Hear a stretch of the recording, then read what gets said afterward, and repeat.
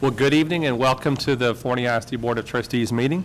We will reconvene back into open session. We're moving on to item 3 at this time, and start with our welcome and invocation. Tonight we're pleased to have with us Jeremy Prather, who serves as the pastor of Lake Point Church of Forney. Jeremy was born and raised in Cincinnati, Ohio, and he, in his pursuit to follow his Lord and Savior, he is joined. Oh, I just got louder. Sorry about that. He served the United States Marine Corps and later felt calling. And in August of 2019 is when he went into full-time ministry. He left the world of law enforcement and began his full-time service then. He and his wife have 3 children. Lake Point Church has adopted Warren Middle School as its partner campus. They help with Wednesday morning arrival times. They help support teachers in classroom monitoring. They've also provided lunches for teachers and staff. They help with the Fellowship of Christian Students meetings. We're also thankful to have Lake Point Church of Forney as a member of our Forney family. So if you would please rise as he leads us in our opening prayer. Thank you so much. I just want to say thank you to the board for having me, for Ms. Curry for inviting me. And it's very, very encouraging. I'm one of the newer pastors to the Forney community. So I just want to say thank you. It's very encouraging to see a room full of people, family members and community members wanting to jump in on the mission. So thank you. I'm proud to be part of the Forney family. Let's give thanks for our time tonight. God, we come to you right now, we're just thankful. We always want to start by just praising your name. Thanking you for the breath that we have, for the lives that you give us. God, for the families that we have. We have a government, we have schools that are thriving. So we just praise you. You know, your word tells us that if we want wisdom, all we have to do is ask, and that you're going to give it freely. And so that is one of my favorite promises, God, and so we just thank you for that. And that's what we ask right now. We ask for wisdom for our leaders, for the board members, for the decision makers as they sift through the different ideas and plans and agendas, and they work to weed out the good and settle on the great. So that's what we pray now. We thank you for that. Bless this time, Father. Bless every teacher. Bless every single student that comes through the doors that's represented here by what's going on, that's impacted and affected. We thank you for the gifting of the teachers and that they've answered that calling to use those gifts in loving and in serving other people, God. And we thank you that points to you and that you give us the ultimate example of love and sacrifice and service. And it's in his name, in Jesus' name we pray. Amen. May be seated. We are honored and privileged to have so many guests here tonight, but we're going to start with our student recognitions right now. At this time, I'd like to introduce Mr. Josh Garcia. He'll be coming to introduce our secondary student of the month from Warren Middle School. And then Dr. Donahue will also introduce our intermediate student of the month. And as they do introductions, following that, we'll rise for our pledges. All right. Good evening, everyone. Good evening, Dr. Terry and School Board. Tonight, we would like to recognize Eli Benavides as our student of the month. Eli is an 8th grader and joined Forney ISD last year. Eli is here tonight with his parents, Jessica and Jeff Allen. Eli loves Warren and is heavily involved in our athletics. He plays football, basketball, cross country, and track. He actually had a game tonight, just came from there. He has also been a part of our honors band where he plays the tuba for the past 2 years. Eli also plays baseball on a select team outside of school, so he's pretty busy. Eli loves coming to school each day and getting to hang out with his friends. When asked who his favorite teacher is, Eli's response was all of them. He said that he likes all of his teachers and enjoys talking with them and getting to know them. Although he may not have a favorite teacher, his favorite subject is science. He enjoys learning about the earth and how things are formed and work. When I asked our teachers to provide some input about Eli, they could not stop saying such great and positive things about him. One of the most commonly used words to describe Eli was servant leader. His teachers talked about how much he always is willing to help his fellow classmates, whether through peer tutoring or just letting someone borrow a pencil. His teachers describe him as a hard worker and an encourager to his classmates. Eli always has a smile on his face and such a positive attitude. He is a leader on our campus, and we appreciate how he exemplifies the warrior way each and every day in all that he does.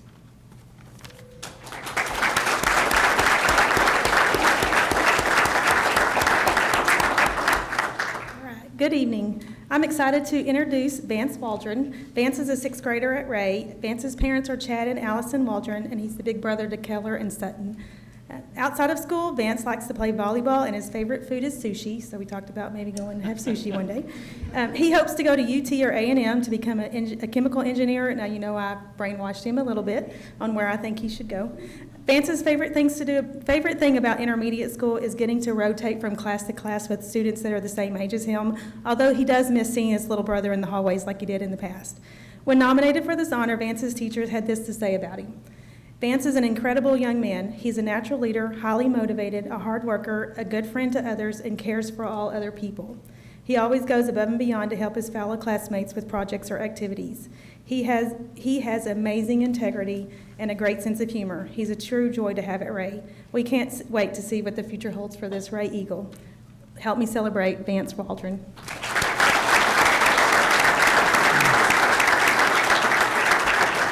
If you would rise for our pledges.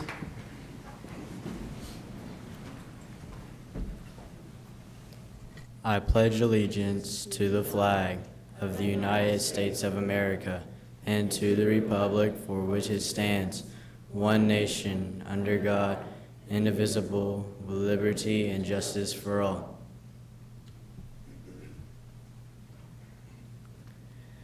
Honor the Texas flag.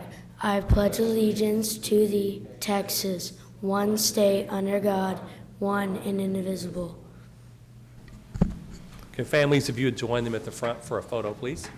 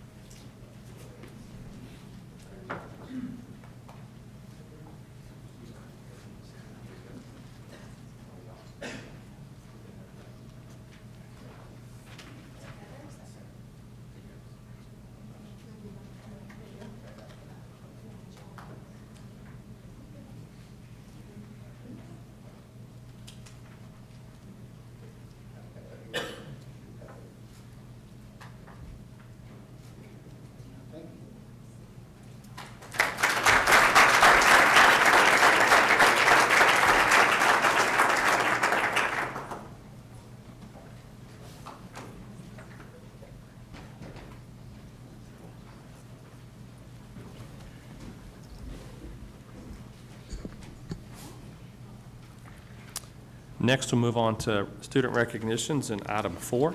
At this time, I'd like to call attention Dr. Luna, Director of Fine Arts, will introduce some special students he has with him. Mr. Luna.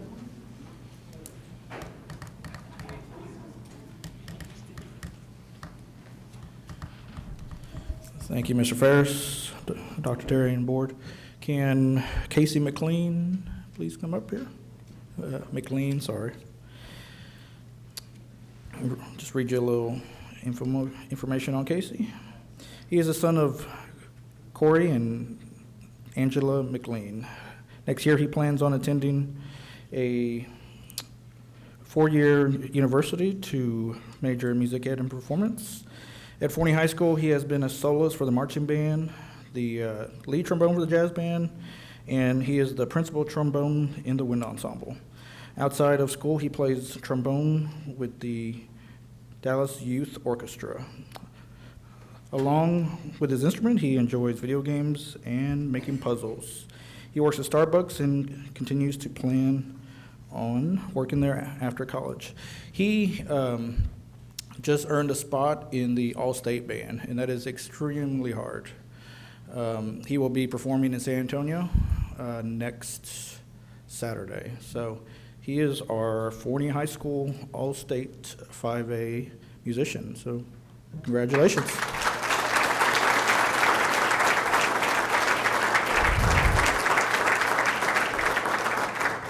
And if we can get Dr. Campbell, the parents, Ms. Funk, come take a picture up.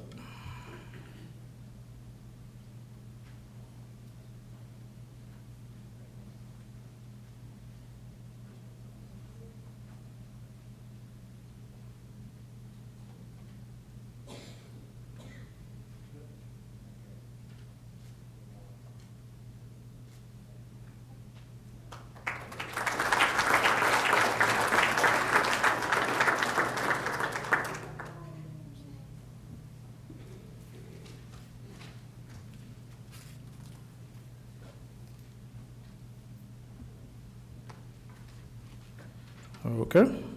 This is probably a first, I think, because I don't think I've ever done one of these in my 6 years here. So would Bianca Mon Rio please come up?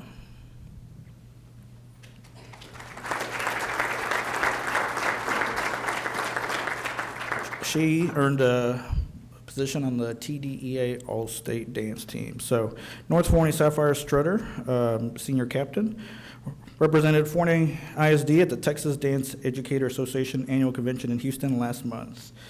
She is a member of the Texas All-State Dance Team now. This honor not only comes with a prestigious title, but also helped network with college dance programs and college dance teams. She plans to audition for dance teams at the following universities: Texas Tech, Stephen F. Austin, and Texas State University. She will pursue a business degree and continue to dance. So, congratulations on your all-state position. Thank you.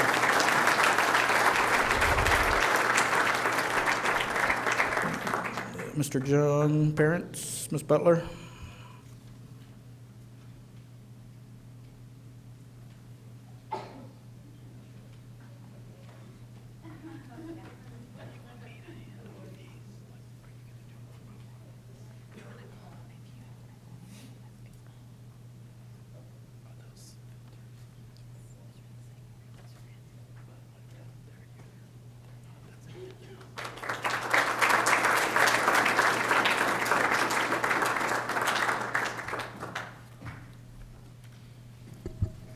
Next, we'll move on to item 4B, community recognitions. At this time, Ms. Kristen Zastapul, Executive Director of Marketing. We're excited tonight to recognize some of our Forney family partners.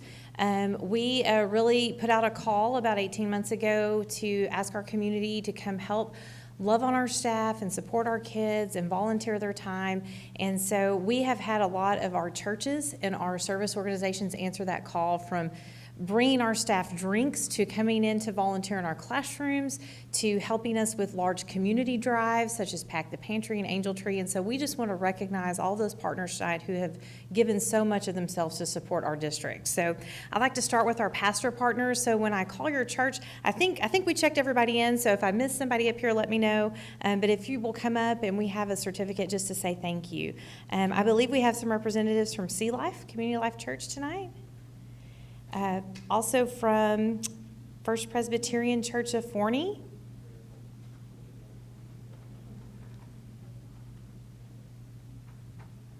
And if you will remain up here, we're going to take a big picture at the end. The First United Methodist Church here in Forney.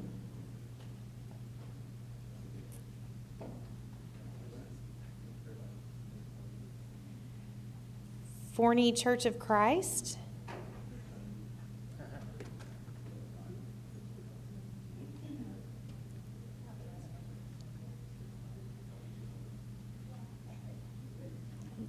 Lake Point Church here at our Forney campus.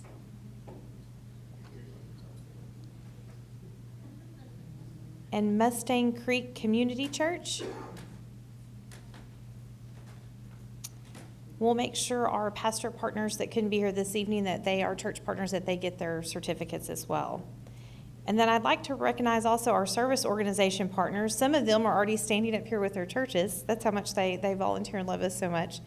Forney Community Ministries.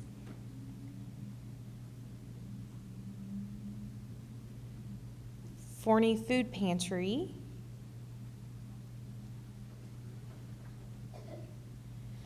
The Forney Lions Club. And Sharing the Love Foundation. So we just wanted to recognize all of you tonight with our Forney Family Award for all of your acts of service for our staff and students, and just thank you so much for all of your time and dedication to our community and to our district. So if we can squeeze in for a picture, we'd like to try to take a group one.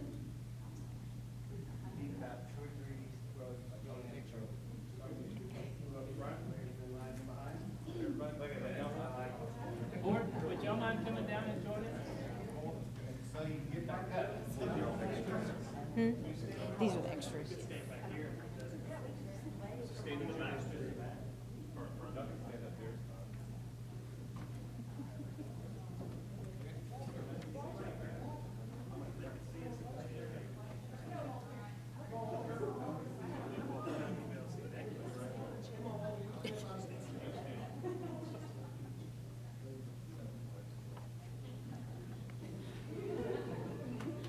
Okay, I'm gonna shoot this one first, so everybody can say cheese.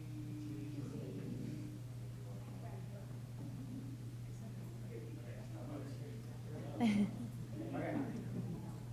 Here we go. Take that on three. 1, 2, 3. One more. 1, 2, 3.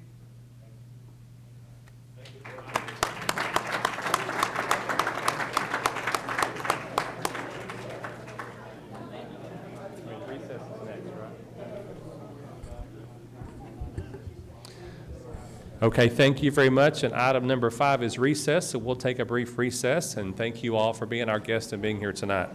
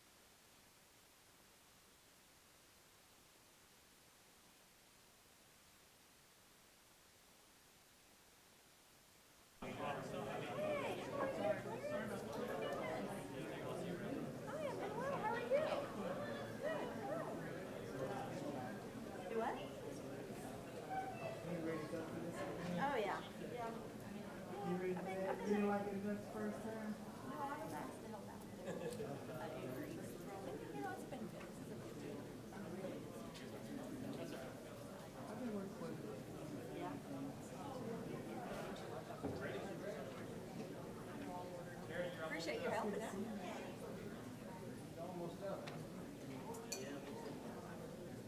Did y'all get the rest of those? Yes, I put them back on the okay.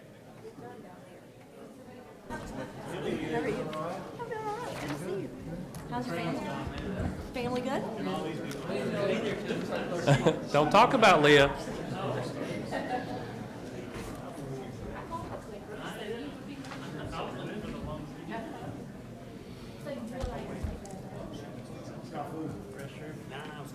Moving on then to item 5, we're going to move on to our Texas Academic Performance Report. This is our annual report. At this time, we'll call on Dr. Judy Weber, giving her time to get up here. Chief of Learner Services. At this time, we'd like to enter into a public hearing. Do I have a motion to call this to? So moved. Mr. Carroll, do I have a second? Second. Mrs. Green, all in favor say aye. Aye. Thank you very much.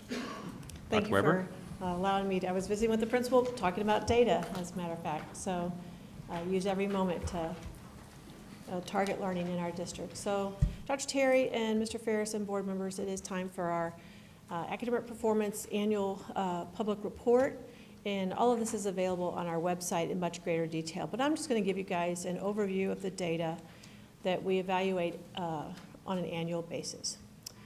So, of course, our campuses all met standard, and this is still kind of a holdover from the previous system that they still use, even though we now have the letter grades. But we did meet standard.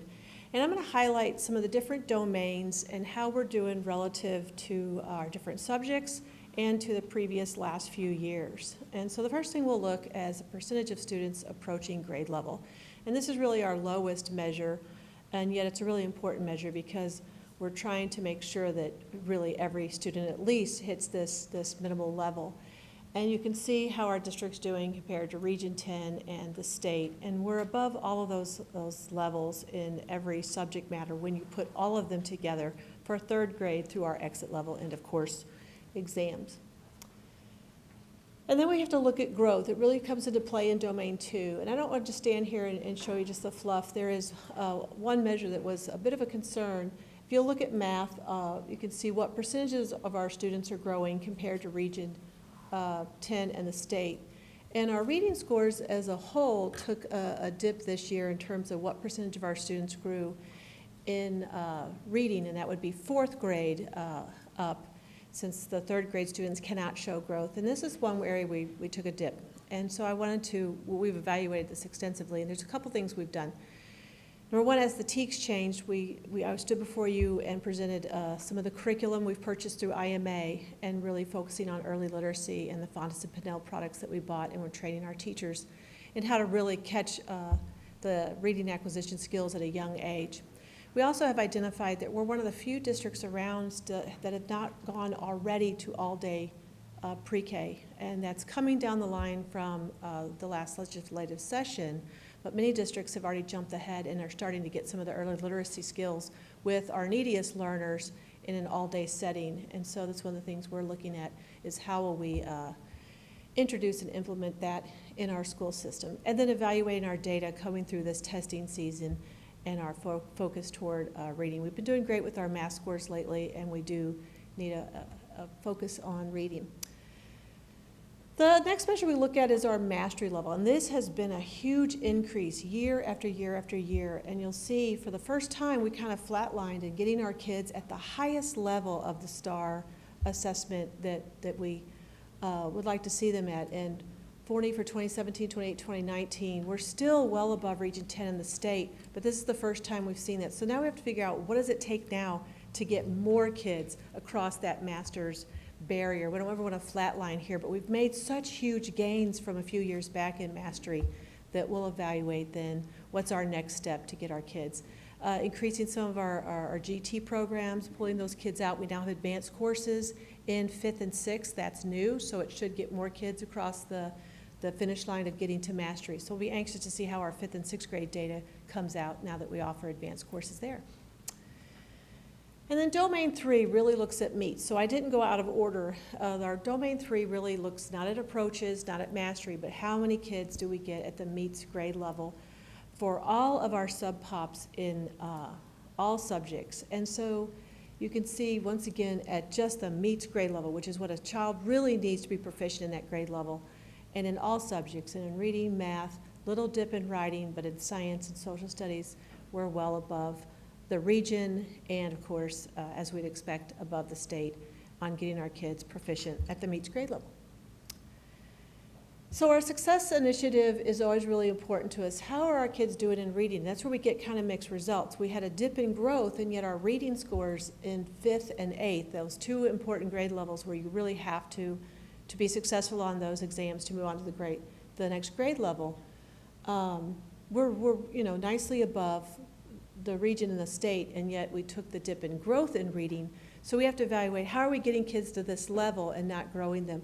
Well, we saw in some of the state levels that they grew the kids greater than what we did. So there it is in reading, and you can see in math, we took a huge jump in math on our Success Initiative, way above. And then in 8th grade, it's right there even with Region 10 at the state.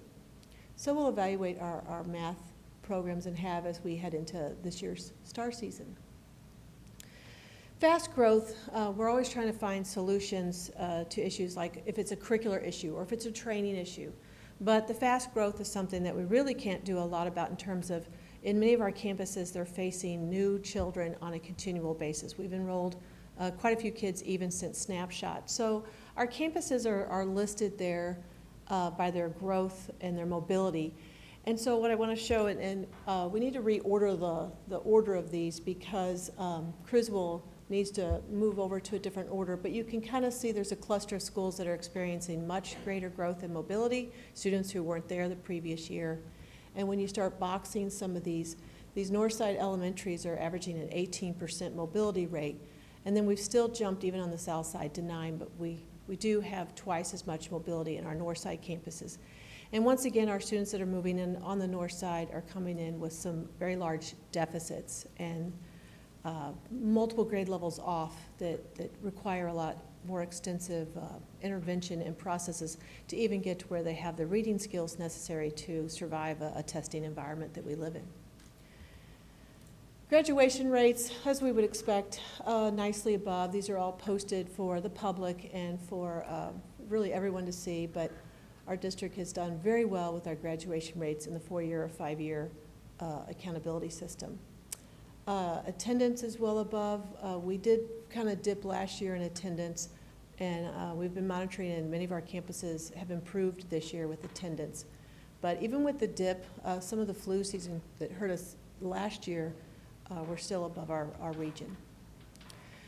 And one of the measures that really plays a big part in our accountability system are the college and career post-secondary readiness indicators.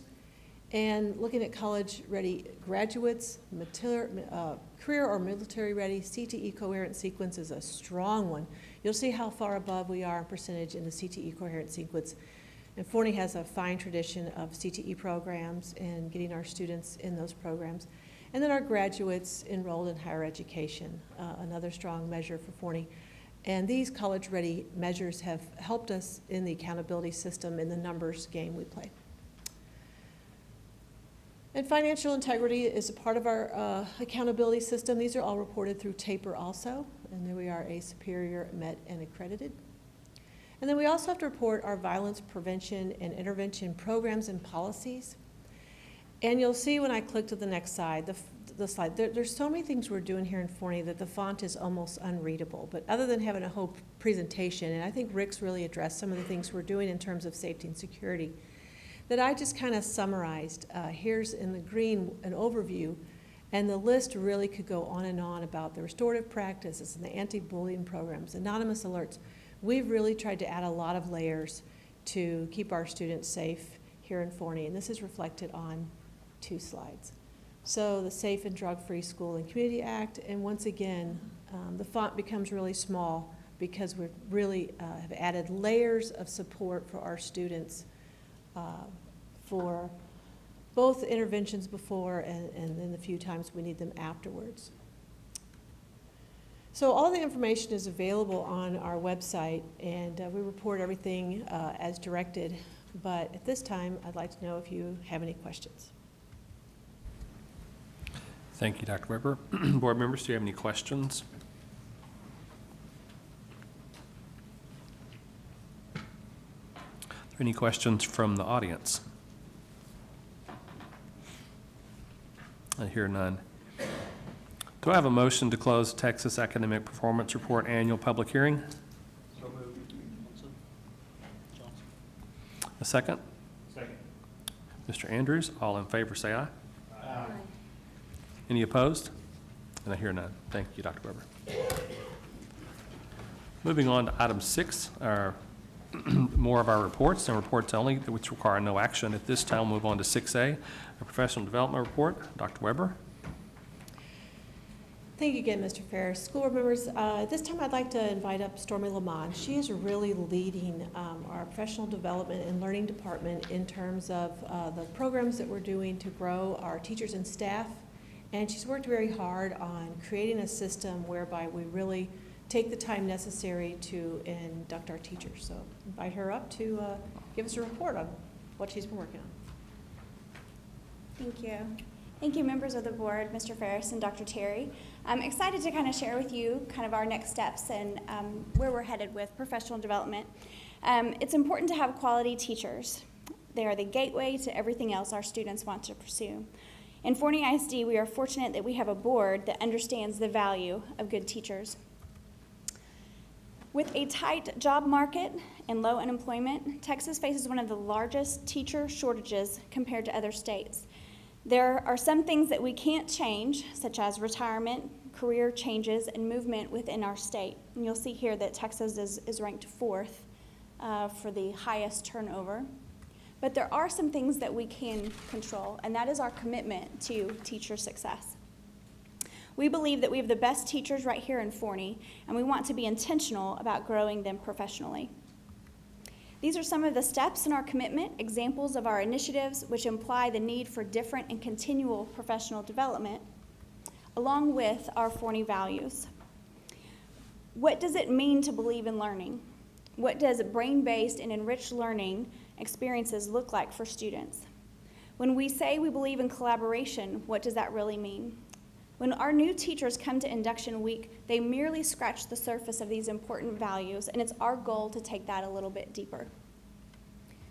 So TEA shared with us this list of challenges as reported by college-bound students that did not choose education as their career. There are 3 main areas to be addressed that are considered concerns. The first is salary, culture, and professional development.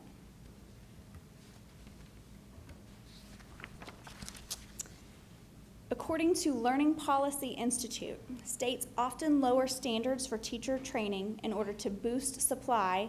However, evidence shows that shortcoming this preparation leads to more ongoing problems with shortages. Teachers in districts with the strongest salary scales, who feel the most supported by their school leaders, and those who are better prepared are least likely to leave schools altogether. So 2 separate organizations came forward with the same 3 reasons for not only increasing people in this profession of teaching, but for keeping quality teachers. So what does that mean? First, we are blessed to have a board that understands the value of competitive salaries. With the teacher incentive allotment, we are able to address salaries, and it is our goal to add layers of support and training to develop teachers to that next level of recognition. But we are also blessed that we have a board that understands the value of a positive environment. By honoring excellence through our Capturing Kids' Hearts, which has helped to establish and facilitate a healthy culture for staff and students. Additionally, Forney ISD values individuality, even with teacher appraisals. We're one of the very few districts that our T-test procedures include teachers doing self-evaluation, self-reflection, and have those coaching conversations with their principals for pedagogical growth that lead to improved student learning. These conversations promote intentional and individualized professional growth for our unique teachers. So for professional development, to serve our teachers and their individual needs, we are committed to providing them with leveled professional development. During New Teacher Week, they get a brief overview of our values and initiatives while also learning about Capturing Kids' Hearts and the culture that it provides on their campuses. During their first year with Forney ISD, we will dive deeper into the content areas and the delivery methods available, stressing the power of differentiation. In year 2 and 3, we take a step further, expanding into integration of instructional technology and GT certification. Our District of Innovation plan allows us to extend the probationary contract for 2 additional years, allowing for the commitment of preparing teachers to coincide with our District of Innovation plan. This is a model of intentionally growing teachers from our values through induction to develop them through pedagogical values as they grow with our district. So all of that to say that we want to value that professional development, value that professional learning even during the school year. So this year, we have been doing a book study called Talk Read, Talk Write, and this has been led by 2 of our learning specialists. And we did one in the fall and another in the spring. And it's available as part of our learning process. So teachers actually video themselves in the classroom trying out some of these strategies. They submit that just like a student, and then they come together and they collaborate and they talk about what worked, what didn't work, what do I need to tweak to try it again differently tomorrow. And so this is very similar to some of that on-the-job training. This allows for them to really get that support that they need in the moment, in that implementation time when it's so imperative to try what we've been sharing with them. They're allowed, again, to collaborate with others, but the biggest part is moving from theory to actual application. I'm not just talking about an instructional strategy, but now I'm actually taking it back into the classroom. I'm doing it, and I'm seeing how my students are reacting to it. I'm able to collaborate with peers to get support to do it better or to support somebody else for the value of student learning. So this brings us to DMA Local. It currently states that teachers may receive 12 hours of exchange outside the instructional day during the contract year. This could possibly limit the professional learning of teachers while they are actively working with students. When it comes to professional development, our goal is to give principals the flexibility to recommend professional development opportunities as needed to support the individual growth of their teachers. By removing DMA Local, our commitment is to make things very clear in our administrative regulations on what is required at the federal, state, and local levels regarding professional development hours. I'd like to thank the board for your support and foresight in the areas of salary, culture, enrichment, and professional development. While some of these areas are out of our control, we are excited about the possibilities to empower our leaders and our teachers to help individualize intentional growth. Thank you. Any questions? Thank you very much. Thank you. Moving on to item 6B, Future Ready Report. Ms. Kim Morsack, Chief of Information, Innovative, and Technology Services. Thank you, Mr. Ferris, Dr. Terry, Board. I'm actually going to ask Robin Pierce to come up. Robin is our Executive Director of Innovation and Information Services, but that title really doesn't describe everything Robin does. I told her I was going to call her the chief, or the executive, the chief, come on, the executive director of all things cool. I'm pretty excited about what she's going to share with you tonight. Her team have been doing an incredible job in CT and guidance. Before you at your place, you have a copy of our Future Ready Guide. Tomorrow night is our Future Ready Focus Night, where all of our 8th graders will go and learn about all of our pathways that we have here in Forney. And so that is kind of, they're going to get that tomorrow, and it's kind of like being a freshman in college. You know, the book you get to show you what you want to be. And so this is to help them plan for their future here in Forney ISD and their future when they leave. So I'm not going to steal Robin's thunder. I'm going to go ahead and turn the mic over to her and let you share everything that's happening in her circle. Good evening, Mr. Ferris, Dr. Terry, and the board. I am truly honored to be able to go through a number of great accomplishments that we have done this year through Future Readiness in Forney ISD. So we'll go ahead and get started. One, we have new and enhanced partnerships from within the community with Intex. We've built a larger partnership with them, and then reaching globally with National Geographic. And of course, you know of our Texas Tech partnership, which will allow growth within for our students and our community and parents, which we are extremely excited about. We've had one of our 2 informational evenings already, and we had a great turnout. We will have another one on February 18th at Forney High for community and parents to come and learn more about gaining a bachelor's or above master's or a doctorate degree through Texas Tech. I'm going to go through some of the pathways and just give you some highlights and overviews of what has happened. In our business and industry pathways, our first cohort of electrical technology students will be seniors next year, which is exciting. So right now they are preparing in their electrical technology 2 classes in order to have a paid internship next year with Intex. They will be paid for their experience and their work, and they will also gain a Level 1 apprenticeship certification, which then guarantees them a job for 3 years after graduation until they get their journeyman electrician certification, which is extremely exciting for those students. Our vet med students have cared for 120 pets this year since we have opened to the community. This is the first year. Last year and the year before was just faculty and staff, and since we've opened it to the community, we have doubled this semester on taking care of dogs and grooming them. So it's super exciting, and the kids are loving it. And then our culinary arts is growing tremendously. This year they have catered events for the district, for the community, for groups and organizations, make and take meals for teachers and staff, and they also even have a coffee bar at North Forney for the teachers for breakfast and lunch. So super exciting things.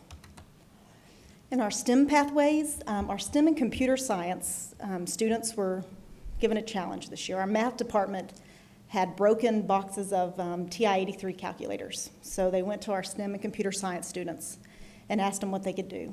They took those and they refurbished them all, and they are all in working condition and saved the district over $6,000 this year just by fixing those calculators for the math department. Within our public service pathway, as you know, we have a partnership with Eastfield in our CNA program, and last year we have tripled the size of that program. We are going into our second cohort this semester, and of the students that have taken the CNA certification, all of them have passed, and we are looking forward to the rest of them passing after this next round of when the cohort is finished. Not going beyond pathways, we have all of our rest of our college and career, which is so much more. One thing, we are blessed to have the Forney Education Foundation, that they provide dual credit scholarships for our students. This year, they scholarshiped over 140 students, which is equivalent to over 480 dual credit courses, which is amazing. We have partnered with ACT, and with our House Bill 3 funds, we will be able to provide all of our juniors and seniors this school year in spring, May actually, April, will be provided at free of charge to take the ACT test during the school day. So they want to come up on Saturday, it'll be during the school day, and they'll be able to take that ACT assessment. We have expanded our partnership with Eastfield, and next year will be our first cohort of Collegiate Academy students, which we are extremely excited about. We've had 2 informational meetings, and we have over 200 applicants at this time. And the application doesn't close until February 14th, and we're already at 200 applicants to be involved in the Collegiate Academy, which is really awesome. So, which they will gain their associates by the time they graduate. So, Eastfield and Texas Tech, we are working with them to provide hybrid and online courses for graduating students, parents, and the community as early as this summer 2020. So we're currently working on that with them. We are also a Certiport testing site, which is a big deal. We don't have to send students off now to take certification exams, our industry certification exams, for our engineering, computer science, AV, graphic design, and our business. So we can do that all in-house. Lastly, dual credit is booming. We currently have all of our ISD students are taking over 822 dual credit courses this year. That's 155 courses more than last year. We currently have 8 students that have applied and will receive their associate's degree before they graduate from high school in May. We also have over 150 students that will graduate from Forney ISD this year with over 32 college credits, making them go into college as a sophomore and saving their families a massive amount of money. So thank you for helping push the charge on that. So that's all I got. If you have any questions.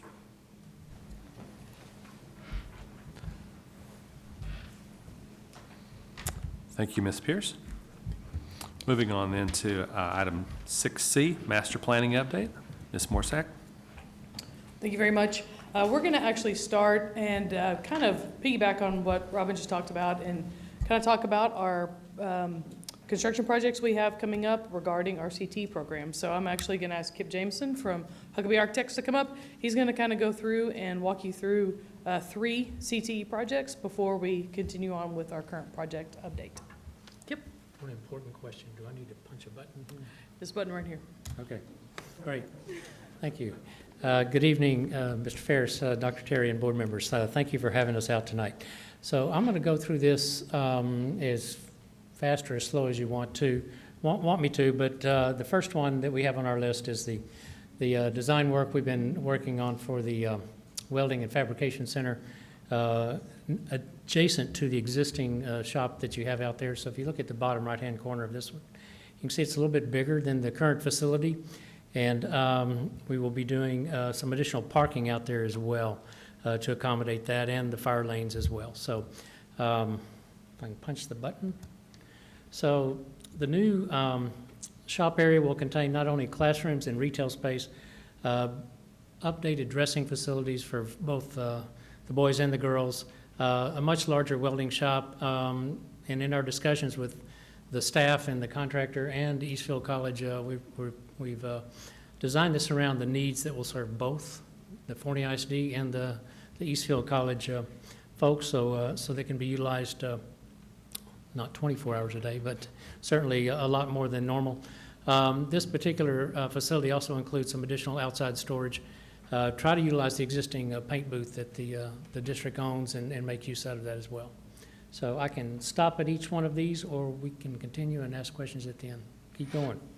I like that. Secondly, the Animal Science Center. We are expanding the existing facility on the North Forney campus. We are adding additional space for the cattle and pigs, which you see in the purple color on my screen, creating a true arena with some bleacher seating, and then more of a standalone operation will house the doggy daycare program, another classroom, restrooms to accommodate not only the events you might have out here, but the students as well. So this will entail quite a bit, a little bit more parking, a little bit more fire lane drives, and the main reason for separating the classroom portion is with the addition that we're doing to the actual current facility, we're at our capacity of being able to add square footage without putting in a fire sprinkler system for the entire building. So this seemed to make sense. In a lot of ways, I think it'll be a better fit for the actual program itself, keeping the two facilities separate, because you will have public going to a portion of this quite a bit. A little bit larger plan of the plan. So you can see right now you're housing goats, pigs, and some cattle, but we're expanding the pigs and the cows mostly, and then adding the animal component down at the bottom. And this is just a little blow-up of the two classroom spaces that can be combined into one large space. It can also be utilized when you do have show events here as a staging for either receptions or for judging events. And then last but certainly not least, I've seen some photos recently of some culinary events taking place here on the Forney High School campus. So what we're trying to do here is just update the existing facility that you have and make it more accessible to the public. So we're actually adding a ramp to the west side of the, actually the north side of the building, but the west side from the parking lot to give some accessibility to the actual building itself. We have accommodated in this plan layout a capacity of 49 people. That meets right up to our code capacity as well, so we're able to accommodate that part. You can see some booths, some freestanding tables, and then a pretty good size kind of counter space where people can sit and eat. It will be served from the existing kitchen and putting in a little drink station and the potential actually to potentially sell some refrigerated desserts and things as well. We spent a little more time on this one, being able to develop this, so we've come up with what we think might be a nice new exterior to the existing brick facade that you see out there now, and new signage, potentially backlighting that cafe name at the top. Interior-wise, just one of our probably a second or third rendition of what this could look like on the inside. We've actually issued some documents out for pricing, and those are in Gallagher's hands right now, trying to get this one, the bids in and see where we stand on the actual construction cost. And then looking back in this view, back towards the kitchen area. So this one is currently underway. The ag science and the welding are both in design right now, and we'll be finishing those up around April, I believe our schedule is right now, and then we'll go out for bid on those as well. Is that it? That's it. Do you have any questions?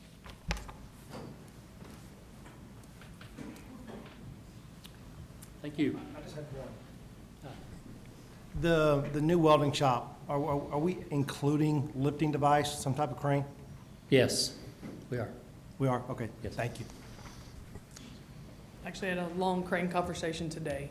I'll be more than happy to share with you later if you'd like. Nothing real pretty about an ag barn and a welding facility. Mr. Bailey would probably disagree with that statement, but the cafe obviously is going to be very beautiful. It's pretty exciting now. We're going to start being able to bring community in to really celebrate with our kids and see their accomplishments. So each one of these spaces will have security, so the cafe will be secure from the rest of the building. But we can start having people come in and see the great things our kids are doing. So thank you, Kip, for that. At this time, we're going to go ahead and move on to construction update with our current construction projects. Jeff Fisher from Gallagher Construction is here, and he's actually going to talk. I have this reverse. He's going to talk about our additions at the Triangle Schools and then Criswell's roof. Jeff? Space bar. Space bar is the button. Awesome. Thank you. Good evening, Mr. Ferris, Dr. Terry, members of the board. It's good to be with you. I was going to tell you that you got stuck with Vaughn Light tonight, but that doesn't really work. So it's the reverse of that, I guess. But I'm glad to give you an update on the current construction projects. Starting off with the additions at the elementary schools. I won't read through all of these for you. I'll just tell you that here within the next 30 days, all 4 of the addition projects at the elementary schools will be in the punch list stage. So we'll be getting the punch list done and getting all 4 of those projects ready to turn over to you basically a week apart is kind of how they're running right now. So everything's going real well on those. Just a couple of pictures of Blackburn and Crosby. You can see the exterior on the upper right there. Still a little work to do on some of these exteriors, but they'll be coming along pretty quickly as long as our weather holds out. Henderson is the last one in the line of being completed. And then Lewis is actually the first one. It's punch list on that one is the end of this week for the interior. The Criswell Elementary School roofing, the project that we thought might never end, is actually 100% complete. The manufacturer's final inspection on that is Thursday of this week, so that'll hopefully get that one put behind us. There'll probably be some punch list items that the roofer will have to come back and take care of, but for the most part, we got that one out of the way. Jeff, just to interrupt you and remind everyone that Gallagher took over this project after the first time the roof was on. So thank you again for helping facilitate getting this done. Yes, sir. Always glad to help. And this is Kim's. Thank y'all very much. Yeah, Criswell's about a foot shorter now that new roof's on, so it's finally done. So we're really excited. Just the last thing I want to touch base on is kind of let you know where we are in a few other projects that got greenlit with the passing of the bond. We are starting the elementary campus camera replacement. That will start hope by the 1st of April. We think maybe a little bit sooner, but they have to get enough hardware in now that we're ready to roll on that for them to start. So we're actually going to start at Smith and then Blackburn and then kind of make our way around the district. So principals will start seeing that very soon. And then the other project, just to kind of remind you where we are on this, is the Criswell driveway. This is Ronnie's picture, so it's Ronnie drew it. So, but just as a reminder, we're working really to try and alleviate some of that traffic over at Criswell and pull as much traffic off the street as we can. So we will be putting a road around the back side of Criswell. This will be the new parent loop. So parents will no longer be on the front side of Criswell, which will hopefully help everything at that light and pull some of the traffic issues away from the city. So moving on that project as well. So at this time, any questions regarding any construction, current or future?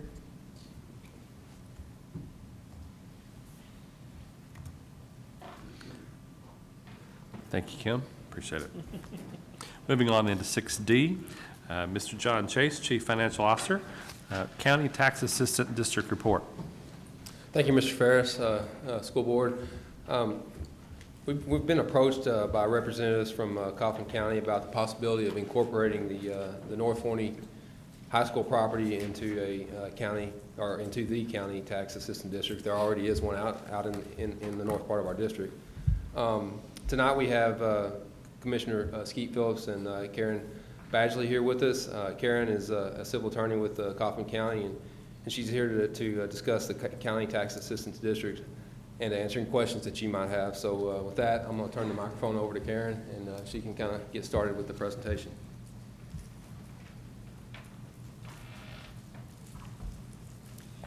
Thank you, Dr. Terry, Mr. Ferris, and board members. I'm here on behalf of Kaufman County, and Commissioner Phillips has been very active in helping our county get what's called a County Assistance District. And what that means is under Chapter 387 of the Local Government Code, a county in an unincorporated part of the county can create what's called a County Assistance District.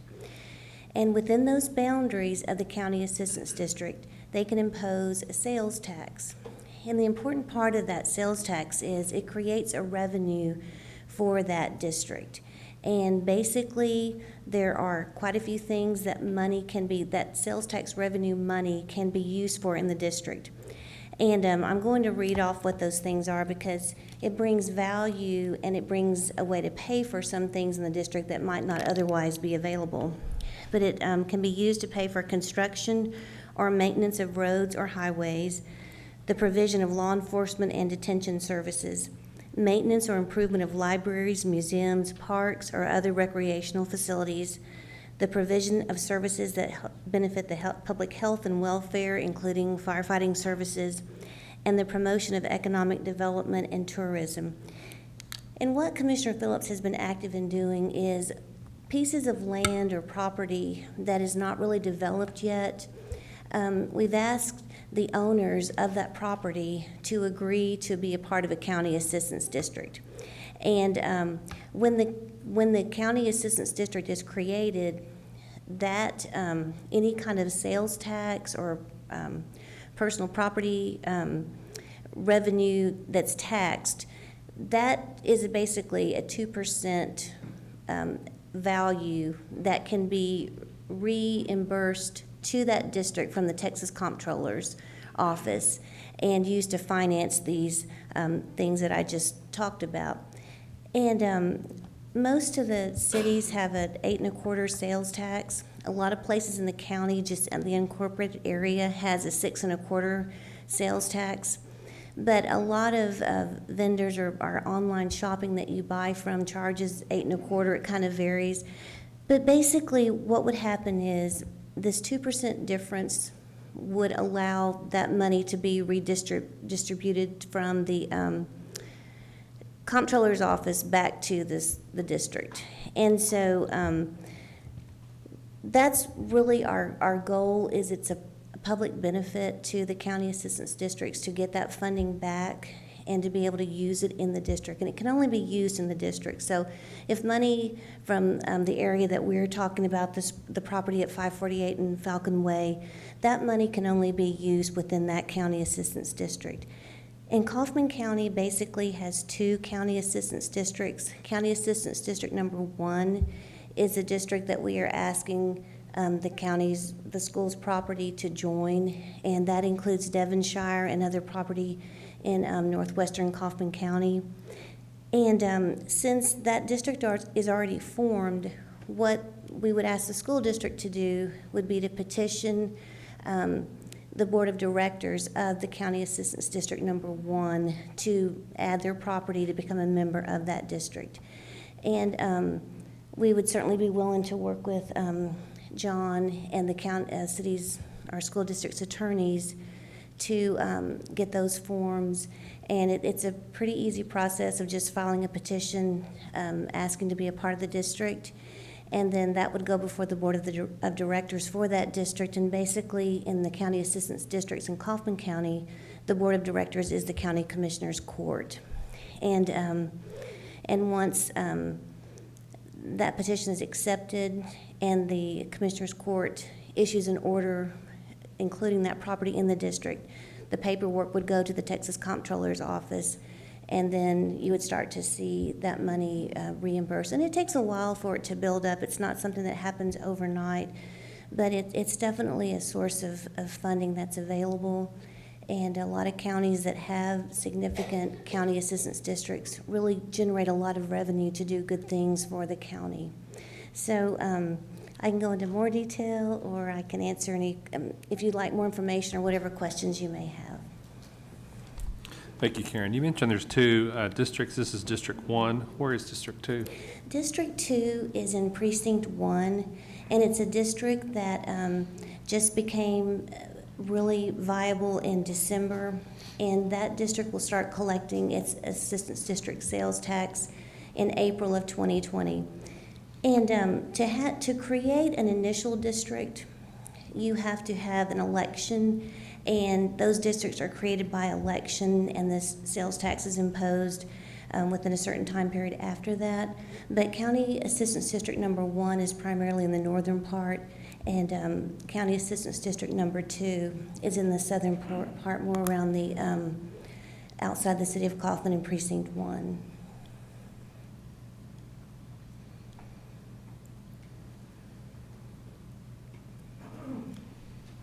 Mr. Ferris, I just had one question. Sure. You're seeking our land to be added to this district. Are you also growing it to other areas around the current district to grow as well? We are, because really the more funding, the more revenue that you capture, it's obviously more money and you can do a lot more with it. And all of the area of the district that Kaufman County Assistance District Number 1 is all in the Forney ISD school district. So it would definitely benefit the district to be a part of it.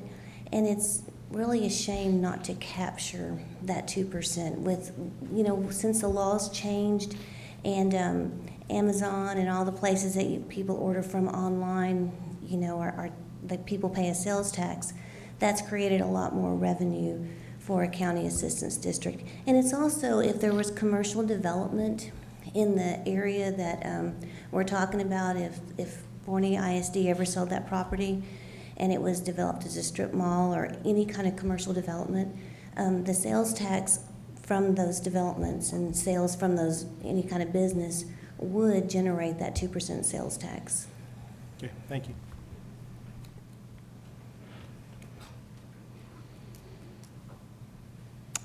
Thank you very much, Ms. Badgley. Appreciate it. Thank you. Moving on then to item 6E, our monthly finance report. Mr. John Chase, our Chief Financial Officer, will present. Thank you, Mr. Ferris. The revenue collected, or collections for the month of December, was $11.4 million, and expenditures for the month was $7.7 million. Year-to-date revenue collected was $48.4 million, or 45% of the amount estimated, and year-to-date expenditures are $49.9 million, or 48% of the amount appropriated. I would just point out, it's the same on the next slide when we talk about debt service. We're a little slightly behind our revenue collection percentage than we normally, when you compare this to prior years at this same point in time. As I kind of mentioned in the background, our tax collections have been a little slower than they have been in December than when you compare it to previous years. And I'm not exactly certain what the cause of that is. I have a theory that they changed the tax laws about a year or so ago, and it's making it a little more difficult for people to itemize their tax deductions and to get the benefit of paying taxes prior to that December 31st cutoff and be able to write it off on their tax return. So the taxes go delinquent after January 31st, and so I fully expect by the time the end of the January, which is now, we haven't got all the tax collections posted yet, so we don't know exactly where we stand, but I feel like we'll probably be about where we would normally stand through the end of January comparatively through other years. Moving on to debt service, we have revenues for the month of $5.4 million. We did have $10,000 of expenditures this month. That was for arbitrage compliance. Since we issue tax-exempt debt, we actually have an arbitrage specialist that does all the reporting, the calculations to make sure that we don't have to remit interest back to the IRS. If you're not familiar with arbitrage, what it basically doesn't allow a district to do is to issue tax-exempt debt and then collect an interest on money from those proceeds from the debt that you issued that's higher than the amount of interest that you're paying out. So anyway, the interest rates have been really super low for anything on deposit these days. So it's really not an issue. But we do have to run the calculations and keep up with it, and that's what that payment was for. Year-to-date revenue recognized was $7.9 million. It's 32% of the amount estimated. Again, that's a little lower than we would be at this point in time for reasons already stated. And then the year-to-date expenditures is $15.2 million, which is 71% of the amount appropriated. We do have coming up in February. We've got pretty large interest payments for that we have left, so our budget will pretty well be expended at that point. So moving on finally to the cash on hand, as you might expect this time of year, since we've got heavy tax collection months. This month in January will be the biggest tax collection month. So we're pretty heavy in cash right now. The cash investments on hand is $52.2 million. So that's the financial report. If there's any questions, I'll be happy to answer them. Thank you, Mr. Chase. Any questions? I hear none. Moving on to item F, a quarterly investment report. This is the second quarterly report that we do for the year. It takes the activity through December 31st. Just to start out with, we had the cash investments on hand.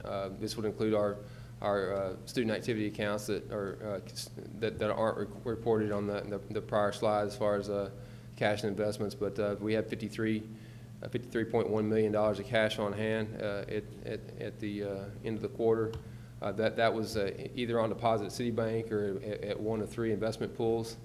The interest rate that we earned on it was just slightly below 1% at Citibank and almost 2% at Texas Class.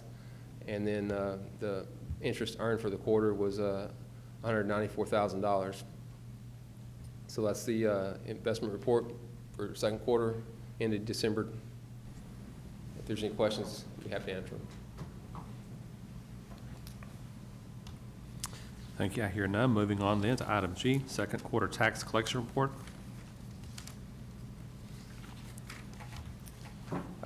Again, this is the second quarter tax collections report. As we reported in the prior quarter, our tax levy is $69.7 million, which is about 17.4% higher than it was last year, based on property values and new property coming online and all the building activity that's going on in our district.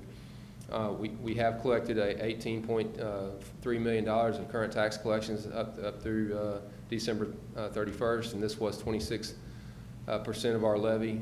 As you see down there on the second footnote at the bottom, our 5-year average collection rate at this point is usually 46%. So it kind of ties back to what I talked to you about on the monthly finance report. We are a little behind on the collections, but I would fully expect that be kind of right back where it should be after the end of January. The delinquent tax collections is just under $1 million, is $923,000. This is about double where it normally is for this time of year. It's 1.3% of our is expressed as a percentage of our current levy.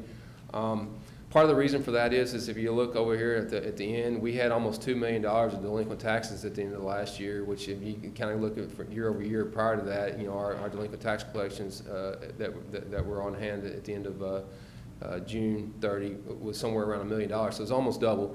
The reason for that is that we talked a lot about it last year, but we had a lot a lot of ag rollback taxes that were coming on our levy at that point, and they have a period of time that they can pay those ag rollbacks before they actually start accruing penalty and interest. And so they're starting to pay those now, and so our delinquent tax collections are going to be higher probably than normal than they would be otherwise for this year. And that's the report. If you'll have any questions, I'll be happy to answer them. Thank you, Mr. Chase. Moving on to item 7, public forum. No one signed in to speak this evening. We'll move on then to item 8, consent agenda. Item 8A is minutes from January 13th, 2020 meeting. 8B is approve the budget amendment. 8C is approve class size waiver. The board may take action on each separately or collectively. Do I have a motion? Mr. Ferris, I make a motion the board approve the consent agenda collectively as presented. Do I have a second? Ms. Dobbs, thank you very much. All in favor say aye. Aye. Any opposed? And I hear none. Thank you very much. Moving on to item 9, consideration possible deletion of policy DMA local as a first reading. Our presenter will be Mr. Rick Gear. Thank you, Chief of Human Mr. Ferris. Services. Dr. Terry, school board members, as Ms. LeMoine mentioned in her presentation on professional development, DMA local currently provides guidelines for professional development. However, it often limits a principal's desire to suggest additional or specific professional learning for individual teachers. After researching what other districts were doing, we found that DMA local was not included in the policy manual in many of them. As a more appropriate alternative, these type of restrictions or guidelines have been placed into administrative regulations. So this allows our principals to have the option to assign additional professional development as they feel with best interest of the campus, of their staff, and obviously of their students as well. So our recommendation tonight is we propose that we delete DMA local as a first reading. Just kind of for note, this is considered what's called an X policy, which means that we're paying for that. And as we started looking at our policy manual and what things that were considered these X policies really are outside the standards of TASB and not recommended necessarily by TASB, but locally developed. So as we started going through and looking at this, we enlisted the help of our TASB consultant that will be actually on site on March 3rd and 4th, and we'll do a 2-day full review of our policy manual. This probably been about 12 plus years since that we were actually looked at in this capacity, so we're very interested in possibly removing several of these things that we're currently paying for that we probably should be in administrative regulations. TASB, this is recommended by TASB, as they will tell you that there's a lot of things that have been put in policy in the past that really need to be moved out of there and put into administrative regulations because it is in the best interest of the district at that point. Also, as I was looking through, and of course our district is growing very rapidly, and as we get some of the challenges that we get into is the systems and procedures and trying to organize those.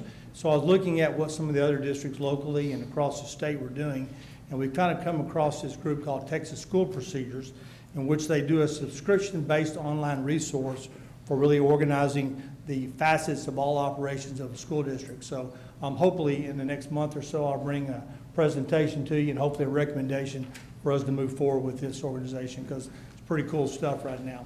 It's an online kind of resource that our administrators would have access to as well as central office. So, any questions about the removal of DMA local? Any questions from the board? I hear none. Thank you very much. Ms. Chair, if you please move this to the consent agenda for the March 4th meeting, please.